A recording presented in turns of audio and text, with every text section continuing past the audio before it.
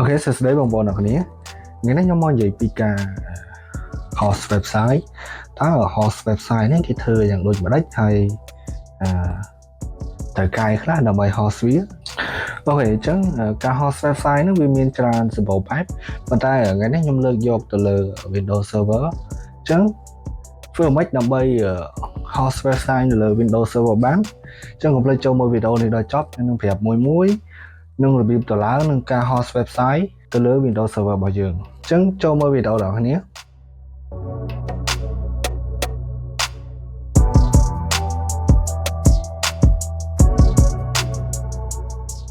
បាទឥឡូវនេះយើងមកដល់ server របស់យើងហើយអញ្ចឹងខ្ញុំប្រើប្រាស់ Windows Server 2019អញ្ចឹងយើងចូលទៅលើ server របស់យើងមកបន្ទាប់មកចូលទៅលើ server manager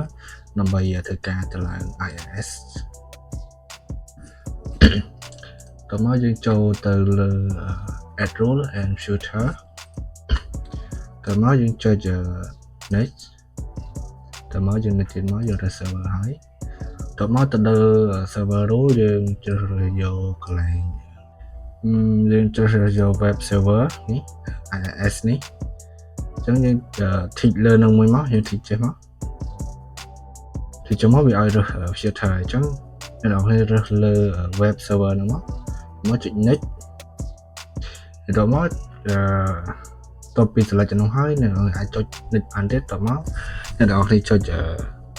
install អញ្ចឹងបន្ទាប់ពី install ហើយវាឲ្យយើង restart server មួយបាទអញ្ចឹងបន្ទាប់ពីយើងទៅឡើង IIS មកតមកយើងអាចចូលទៅរក service របស់យើងអាច search IIS នោះតមកចូលបានប៉ុណ្ណេះអានេះភាសាខ្ញុំដូរម៉ាស៊ីនចឹងម៉ាស៊ីនមុនវា error ចឹងឥឡូវខ្ញុំប្រើម៉ាស៊ីននេះដើម្បីបង្ហាញដល់អ្នកគ្នាចឹងបន្ទាប់ពីចូលមកអ្នកគ្នាអាចឃើញវាប៉ុណ្ណឹងយើងអាចចូលតម្លាក់វាមកក្រោមមកចុចលើ site តោះមកអ្នកគ្នាចុច default website តោះមកចេញប៉ុណ្ណេះអូខេបន្ទាប់ពីចូលទៅលើ default website ហើយអ្នកគ្នាអាចប្រើទៅមើល website យើងសិនចឹងខ្ញុំសូមប្រើទៅអញ្ចឹងបន្ទាប់ពីប្រើហើយវា load error បែបនេះដោយសារខ្ញុំលុប IIS របស់ file ដើមវាចេញអញ្ចឹង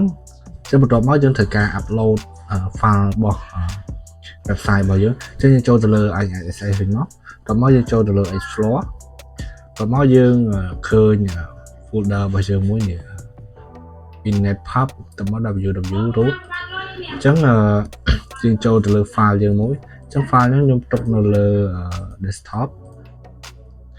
អូខេ sorry ខ្ញុំទុកនៅ new volume ហើយនេះខ្ញុំពីអាហ្នឹងមកអញ្ចឹងខ្ញុំចូលទៅនេះវិញហើយចូលទៅលើ explore ហើយផាស file website យើងចូលមកអាហ្នឹងតាក់ទងមួយ file យើងមានតែ back end អញ្ចឹងណាអញ្ចឹងយើងគ្រាន់តែសូម web page ឲ្យគេមើលចឹងទៅអញ្ចឹងបន្ទាប់ពីយើង pass website យើងចូលហើយអញ្ចឹងយើងអាច browse web យើងមកយើង refresh វាទៅអូខេចូល default browse ចឹងអូខេចឹងយើង load website របស់យើងចឹងហ្នឹងយើងអស់មើលទៅអូខេចឹងបានន័យថាយើងអាច host web page ជាងបានហើយចឹងយើងអាច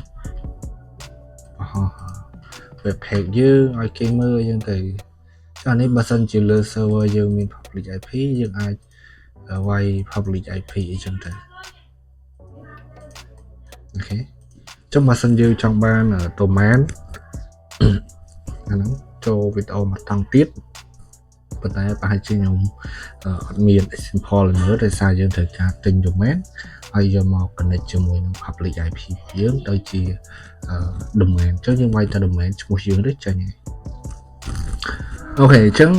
ការ host web page នេះគឺមានតែប៉ុណ្ណេះឯងអញ្ចឹងបើសិនជាចូលចិត្តវីដេអូនេះកុំភ្លេចចុច like និង share ផង